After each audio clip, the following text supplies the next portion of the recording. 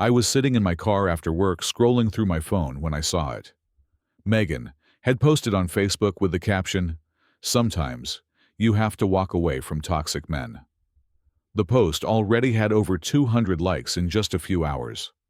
I stared at the screen, feeling like someone had punched me right in the chest. We had argued that morning about me forgetting to buy her coffee. That was it. Just coffee. And now I was the toxic man in front of the entire world. Before I continue with this story, let me know where you are watching from in the comments below. If you have ever been in a relationship where you felt like you could never do anything right, hit that like button and subscribe to the channel. But what I did next completely changed my life, and maybe even the way I look at love itself. I met Megan 2 years ago at a sports bar in downtown Phoenix, Arizona. It was a Sunday afternoon in October, and I had gone there with my best friend Derek to watch an NFL game. The place was packed with fans wearing jerseys, shouting at the screens, and ordering round after round of beer. I was having a good time just enjoying the game and catching up with Derek. Megan was sitting at the table next to ours with a group of her friends. She had light brown hair that fell just past her shoulders, pale blue eyes, and a smile that seemed to light up the entire room. What caught my attention was how enthusiastically she was cheering for her team. She was loud, passionate, and completely unashamed of it.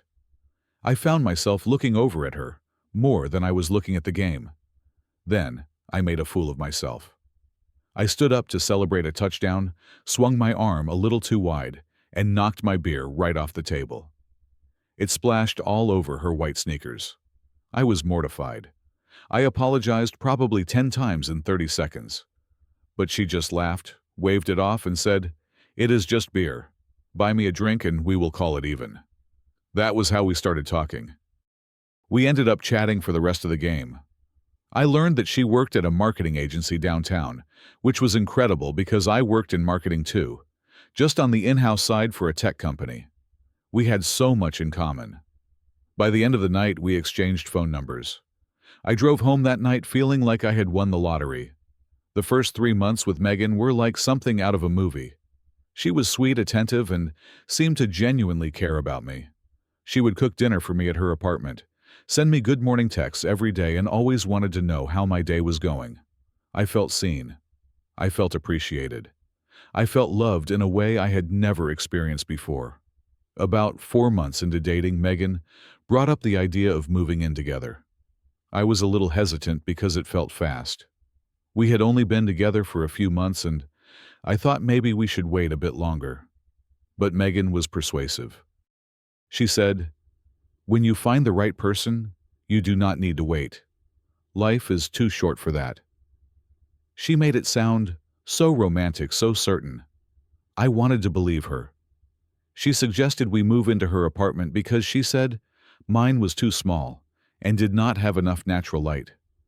I agreed, even though it meant giving up my place and adjusting to her space, her rules, her way of doing things. My mom, Linda, seemed a little worried when I told her, but she did not say much. She just hugged me and told me to be happy. Derek was more direct. He said, "That is kind of fast, bro. Are you sure about this?" I brushed him off. I was in love. I thought I knew what I was doing. About 2 months after I moved in, things started to change. It was subtle at first, so subtle that I did not even notice it happening. But looking back, the signs were there from the beginning. The first time I noticed something was off was when Derek invited me to play basketball with some of our friends on a Saturday afternoon. I told Megan about it, expecting her to be fine with it. Instead, she got quiet. Then she said, "You would rather spend time with your single friends than with me? I thought we were building something here, Alan." I felt guilty immediately. I ended up canceling on Derek and staying home with Megan. She seemed happy after that, so I thought I had made the right choice. Then she started checking my phone. It began innocently enough. She would ask who I was texting, and I would show her. But then she started going through my emails, my social media, everything. One day, she found a work email from a colleague named Sarah. It was completely professional, just about a project deadline. But Megan acted like I had been caught cheating. She accused me of hiding things from her. When I tried to explain, she started crying and said I was gaslighting her. I did not even know what that meant at the time. I just knew I felt terrible, so I apologized, even though I had done nothing wrong. The third sign came when I wanted to visit my mom for a weekend. Mom lived about 2 hours away, and I had not seen her in a while. When I mentioned it to Megan, she crossed her arms and said, "Your mom does not like me. I can tell. So what is it going to be, Alan, me, or your mother?" I was stunned. I tried to tell her that was not true, that my mom had always been welcoming to her. But Megan would not hear it. I ended up not going that weekend, or the weekend after that. Over time, I started to notice a pattern. Megan would use phrases like, "If you really loved me, you would do this," or "A good boyfriend would never make me feel this way." Every time she said those things, I would bend over backward to prove my love to her. I did not realize it then, but I was slowly being cut off from everyone and everything I cared about. And the worst part was, I thought it was normal. I thought this was just what relationships required. Megan had a formula, and it took me way too long to recognize it. Whenever something did not go her way, she would pick a fight, blame me for whatever went wrong, then give me the silent treatment for days. The only way to end the Cold War was for me to apologize, even if I had done nothing wrong. Then she would forgive me, and everything would go back to normal until the next time. One evening I got stuck in traffic on my way home from work. I was about 30 minutes late. It was not my fault. There had been an accident on the highway, and traffic was backed up for miles.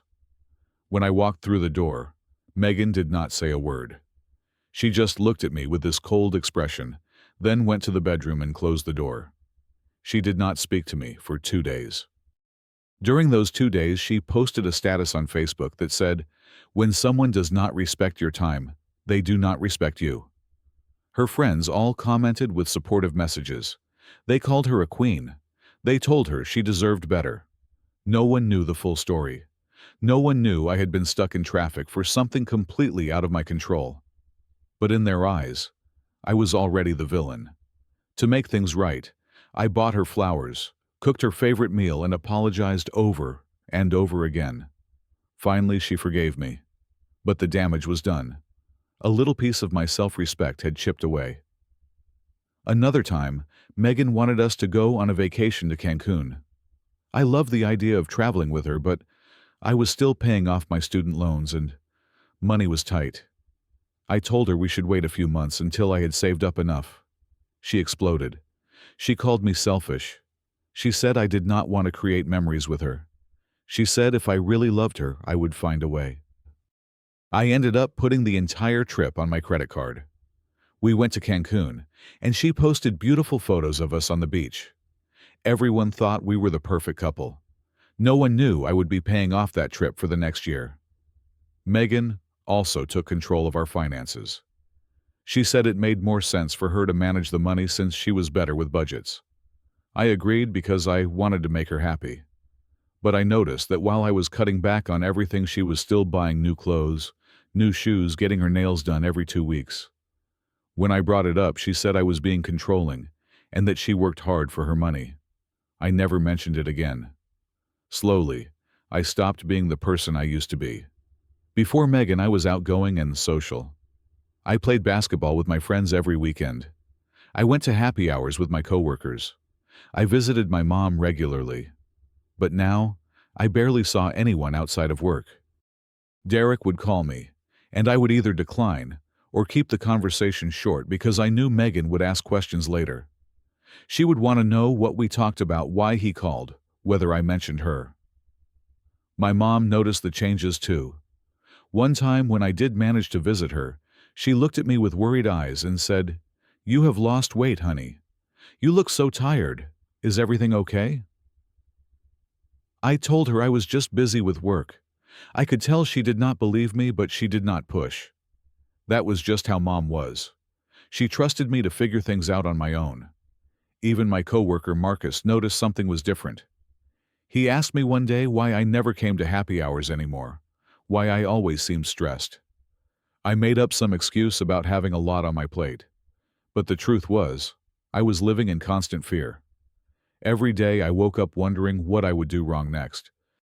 What innocent action of mine would set Megan off? What would be the next thing I would have to apologize for? I convinced myself this was just what relationships were like. I told myself I was making sacrifices for love.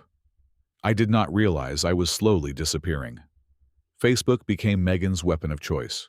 She had over 2,000 friends on there, and she loved posting about our relationship. When things were good, she would share photos of us with romantic captions about how lucky she was to have found me. But the moment we had any kind of disagreement, her posts would change. She would write things like, "Some people will never appreciate what they have until it is gone," or, "Tired of being the only one who tries in this relationship." She never mentioned my name, but everyone knew who she was talking about. Her friends would flood the comments with support. They would call me a red flag. They would tell her she deserved better. Her Aunt Patricia, who was very close to Megan, was always the first to like and comment.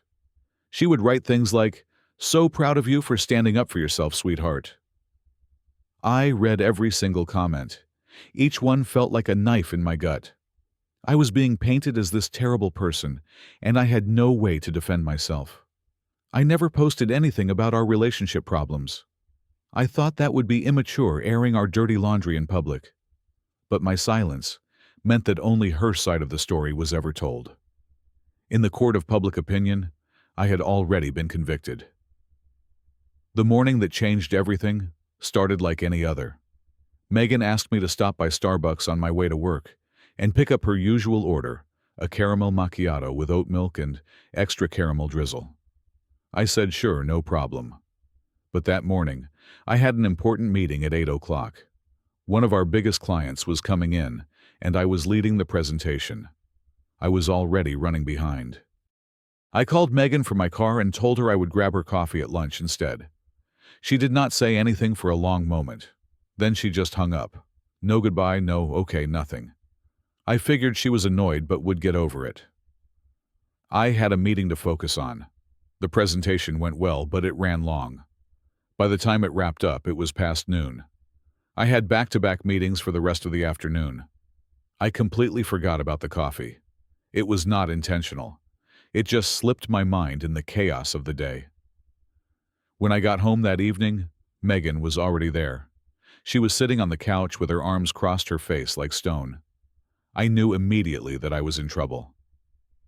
"Where is my coffee?" she asked, her voice cold. I froze. The coffee. I had completely forgotten. "Megan, I am so sorry," I said. "The meeting ran long and then I had other meetings and it just slipped my mind. I will go get it right now." "Do not bother," she said. "It is not about the coffee, Alan. It is about the fact that you never prioritize me. Your job always comes first. I am always an afterthought." I tried to explain. I told her about the important client, the presentation, how hectic the day had been. But she was not listening. She started yelling about how I never cared about her feelings, how she always had to beg for the bare minimum, how she was tired of being treated like she did not matter. The argument escalated. She brought up every mistake I had ever made in our relationship, things I thought we had already resolved. She cried. She screamed. Eventually, she stormed into the bedroom and slammed the door so hard, the walls shook. I sat alone in the living room, exhausted and confused. All of this over a cup of coffee. The next morning, I went to work having barely slept. Megan had not said a word to me before I left. I figured I would give her space and try to talk things out that evening. After work, I sat in my car in the parking lot, scrolling through my phone like I always did. That was when I saw it. Megan had posted on Facebook. The caption read, "Sometimes you have to walk away from toxic men. Know your worth, queens." My heart stopped. I stared at the screen, reading the words over and over again. The post had already been up for a few hours and had over 200 likes. The comments were pouring in. Aunt Patricia had written, So proud of you for recognizing this, sweetheart. You deserve so much better. One of her friends commented, red flags everywhere. Dump him, sis. Another wrote, you are a queen. Never settle for less. I scrolled through dozens of comments, all of them attacking me, calling me toxic, telling Megan to leave me. None of these people knew what had actually happened. None of them knew the argument was about a cup of coffee I had forgotten because I was busy working to pay off the credit card debt from the vacation she had demanded. None of them knew anything, but they had already made up their minds. I sat in that car for over an hour just thinking. I thought about the last 2 years, every fight, every silent treatment, every time I had apologized for things that were not my fault, every time I had given up a piece of myself to keep her happy. I thought about how I had lost touch with Derek, how I barely saw my mom anymore, how I did not even recognize the person I had become. I remembered what Derek had told me months ago. Bro, she is manipulating you. Can you not see it? I had brushed him off. I thought he just did not understand our relationship. But sitting there in my car reading those comments, something clicked. This was not love. This had never been love. Love does not humiliate you in front of the entire world over a forgotten cup of coffee. Love does not isolate you from everyone who cares about you. Love does not make you feel like you are constantly walking on eggshells. A strange calm washed over me. For the first time in 2 years, I saw everything clearly. I picked up my phone and opened Megan's post. My thumb hovered over the screen for a moment. Then, I hit the like button. After that, I typed a comment. I agree. Sometimes you do have to walk away from toxic people. I should have done it sooner. I did not tag anyone. I did not explain anything. I just posted it and put my phone down. Within minutes, my comments started getting attention. People were confused. They did not know what was happening. Megan called me immediately. I did not answer. She called again. I sent it to voicemail. Then, she started texting. Are you crazy? Delete that comment right now. Alan, I swear to God, delete it. You are embarrassing me. I did not respond to any of them. I just drove home. When I got to the apartment, Megan was not there. She was probably at a friend's place gathering sympathy. Good. That gave me time. I went to the closet and pulled out 2 large suitcases. Calmly, methodically, I packed all of Megan's belongings. Her clothes, her shoes, her makeup, her hair products. Everything that was hers. I zipped up the suitcases and rolled them to the front door. Then I took out my phone and snapped a photo of the 2 suitcases sitting in the hallway. I uploaded it to Facebook with a simple caption. Start walking. After that, I called a locksmith. The lease for this apartment was in my name. We had moved here 6 months ago when Megan's old apartment lease had expired. I had signed all the paperwork. This was legally my place. An hour later, the locks were changed. Megan came back to the apartment around 10 o'clock that night. I was not there to see it, but I could imagine her face when she found her suitcases in the hall and realized her key no longer worked. My phone exploded with calls and texts. She left voicemails alternating between crying and screaming. She threatened me. She begged me. She called me every name in the book. I blocked her number. She posted a long rant on Facebook the next day, telling everyone her version of events. She painted herself as the victim and me as the monster who had thrown her out on the street with no warning. But something interesting happened. This time, not everyone was on her side. People started asking questions in the comments. Some of them had seen my posts. Some of them were starting to wonder if there was more to the story. Derek was the first to reach out to me. He commented on my suitcase photo with just 3 words. Welcome back, bro. Then he called me and asked if I wanted to grab a beer. For the first time in months, I said yes. My mom called that same evening. She did not ask for details or explanations. She just said, "Come home for dinner this weekend, honey. I will make your favorite." I almost cried. I told her I would be there. Marcus sent me a text at work the next day. I do not know what happened, but I am proud of you, man. Let me know if you need anything. Aunt Patricia called me too, but her call was different.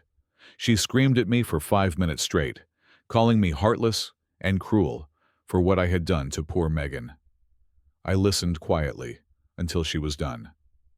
Then I said, "Thank you for your concern," and hung up.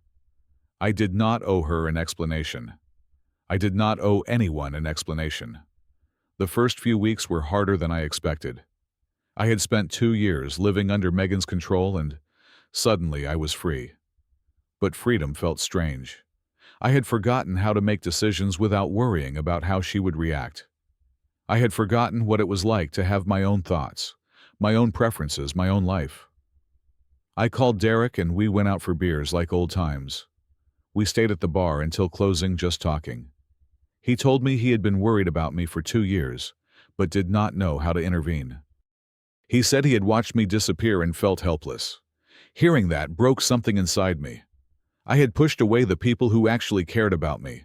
I had mistaken Megan's control for love, while ignoring the real love that was right in front of me. I started playing basketball again on weekends. The first time I stepped onto that court, I felt something I had not felt in years. Joy. Pure, simple joy. The feeling of my body moving, the sound of the ball, bouncing, the laughter of my friends. I had missed this so much. I visited my mom every other weekend.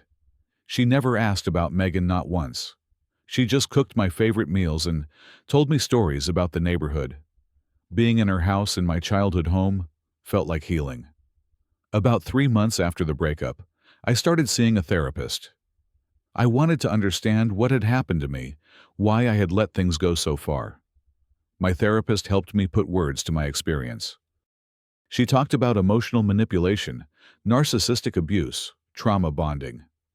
I learned that what I had gone through was not normal, and it was not my fault for not recognizing it sooner. These patterns are designed to be hard to see when you are inside them. I do not hate Megan. I spent a lot of time being angry, but eventually the anger faded. What replaced it was something quieter, understanding maybe, or just acceptance. She had her own issues, her own wounds that made her act the way she did. That does not excuse what she did, but it helps me let go. Holding on to anger would only keep me tied to her, and I had spent enough of my life being tied to someone who did not deserve it. 6 months later, I am a different person. Not the person I was before Megan. That guy is gone.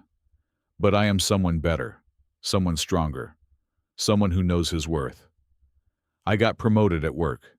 Turns out, when you are not constantly stressed about your relationship, you can actually focus on your job. I reconnected with old friends and made new ones. I spend time with my mom and actually enjoy it instead of feeling guilty about it.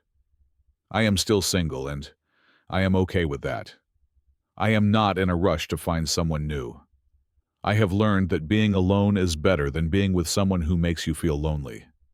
I have learned that love should lift you up, not tear you down. I have learned that the person who truly loves you will never make you choose between them and everyone else in your life. Megan called me toxic on Facebook, and maybe she was right in a way. I was toxic to myself. I was poisoning my own life by staying in a relationship that was slowly killing me. The most toxic thing I ever did was tolerate being treated that way for so long. So here is what I have learned. Sometimes people will call you the bad guy because you finally stopped letting them hurt you. Sometimes the person pointing fingers is the one who should be looking in the mirror. And sometimes when someone tells you to walk away from toxic people, the best response is simple: you first. I want to ask you something. Have you ever been in a relationship where you felt like you could never do anything right? Have you ever loved someone so much that you lost yourself in the process? Share your story in the comments. You might help someone else realize they are not alone. If this story touched you, please hit that like button. Subscribe to the channel so you do not miss more stories like this. And share this video with someone who might need to hear it today. You never know whose life you might change. Thank you for watching, for listening, and for being here. Remember, your peace is worth more than any relationship. Take care of yourself, and I will see you in the next one.